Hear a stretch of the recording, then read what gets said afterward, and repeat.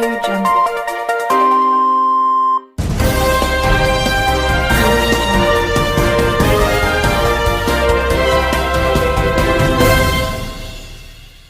मेहनत है जिदे विच इट बनती है वो सच्चा गोल्ड नहीं होता।